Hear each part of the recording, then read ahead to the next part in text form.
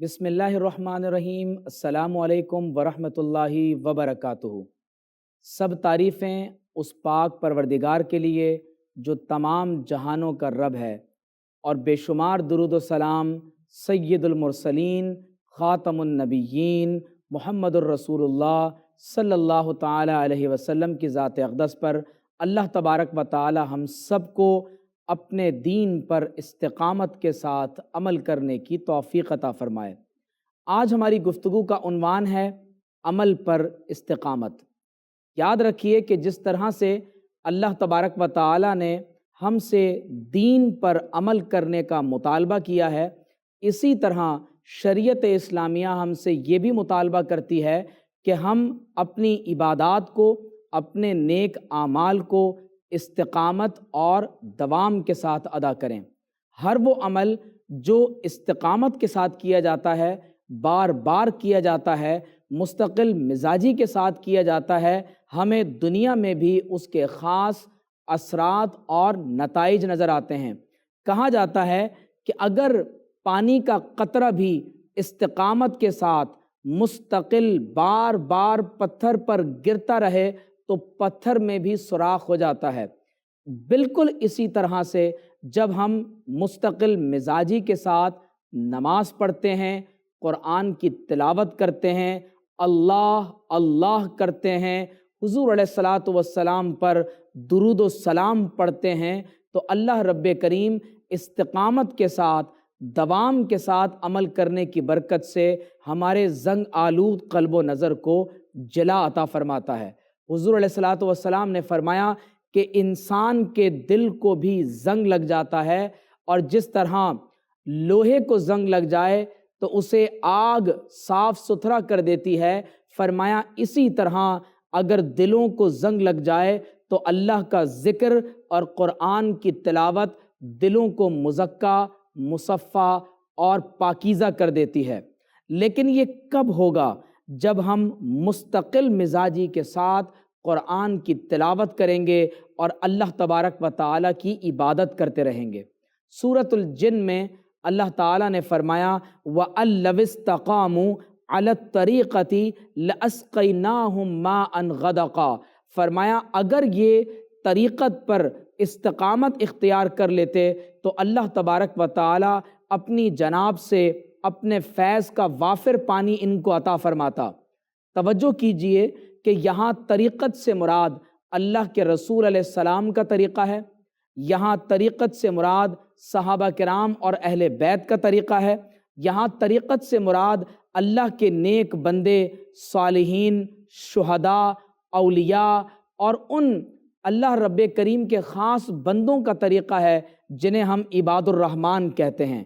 لیکن بات وہی ہے کہ اگر ہم اس طریقے پر استقامت اختیار کر لیں، اگر کوئی شخص اللہ تبارک و تعالیٰ کے دین پر استقامت اختیار کر لیتا ہے تو قرآن مجید میں اللہ نے فرمایا ان الذین قالوا ربنا اللہ، بے شک جن لوگوں نے یہ کہا کہ اللہ ہمارا رب ہے، ثم استقاموا، اور پھر اللہ تبارک و تعالیٰ کی ربوبیت پر ایمان لانے میں انہوں نے استقامت اختیار کر لی، فرمایا فلا خوف علیہم ولا ہم یحزنون، ایسے لوگوں پر نہ کوئی خوف ہوتا ہے اور نہ ہی وہ کبھی غمزدہ ہوں گے۔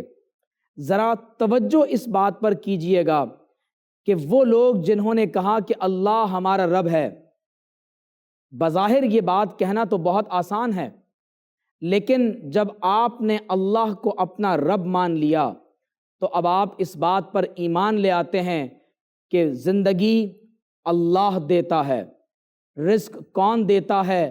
اللہ، موت کون دیتا ہے؟ اللہ، اسی طرح ہمارے مسائل کا حل کون عطا کرتا ہے؟ اللہ، ہمیں رزق کس کی جناب سے عطا ہوتا ہے؟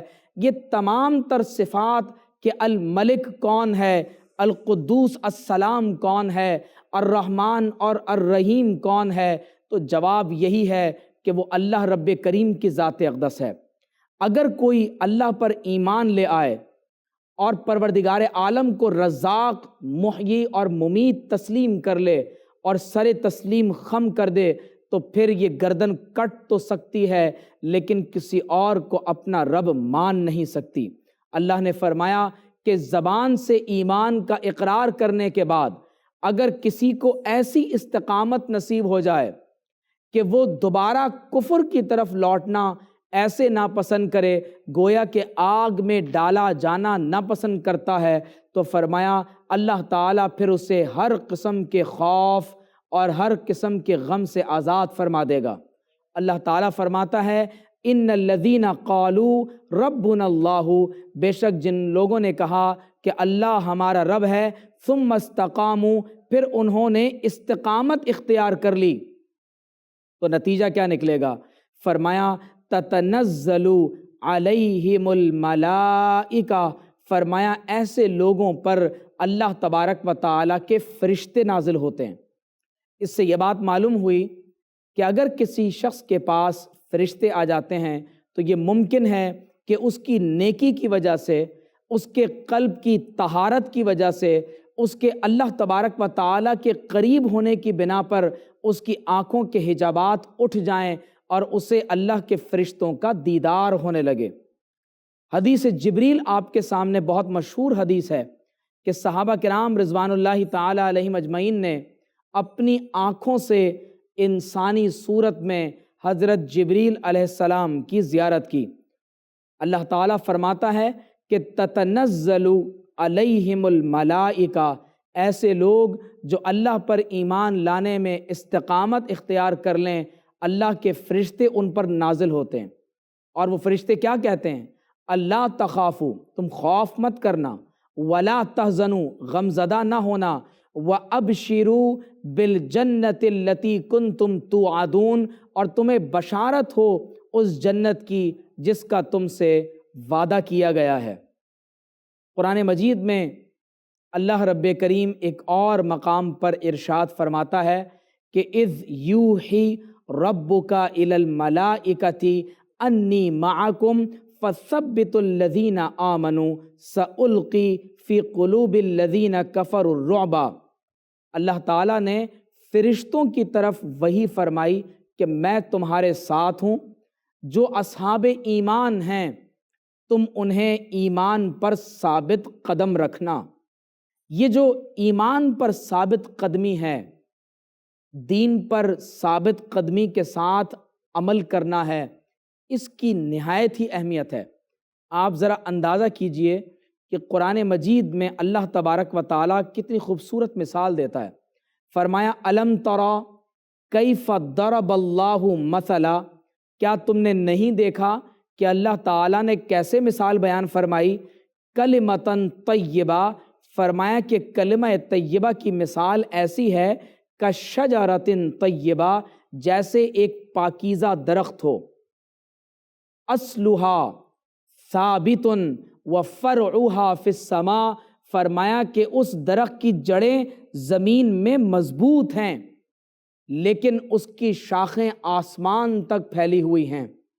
کلمہ طیبہ کی ثابت قدمی بتائی جا رہی ہے۔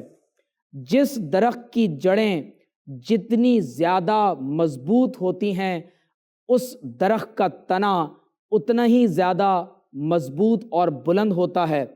اپنے شب و روز کا مطالعہ کریں اور یہ دیکھیں کہیں ایسا تو نہیں کہ ہماری نمازیں قضا ہو رہی ہوں، ہم نے زکوٰۃ ادا نہ کی ہو، ہم نے ماہ سیام کے کئی روزوں کو ترک کر دیا ہو، ہم نے قرآن کی تلاوت کا کرنا چھوڑ دیا ہو، اور اب ہمارے گھروں میں اللہ تبارک و تعالیٰ کے نام کا ذکر نہ ہوتا ہو۔ ہمیں استقامت کے ساتھ اللہ تبارک و تعالیٰ کا ذکر کرنے کی اور محمد الرسول اللہ صلی اللہ علیہ وسلم پر درود و سلام پڑھنے کی ضرورت ہے۔ استقامت ایک ایسا عظیم عمل ہے جو انسان کو اللہ تبارک و تعالیٰ کا قرب عطا کرتا ہے۔ جب ہم مستقل مزاجی کے ساتھ اللہ تعالیٰ کا ذکر کرتے ہیں تو آپ صلی اللہ علیہ وسلم نے ارشاد فرمایا کہ دلوں پر تالے پڑ جاتے ہیں، اور ان دلوں کے تالوں کی چابی اللہ تبارک و تعالیٰ کا ذکر ہے۔ اگر ہم بار بار اللہ کا ذکر کریں گے تو یقیناً اللہ کے ذکر کی استقامت کے ساتھ جب ضرب دل پر لگے گی تو اللہ تعالی ہمارے دل کو اپنے ذکر سے جاری فرما دے گا۔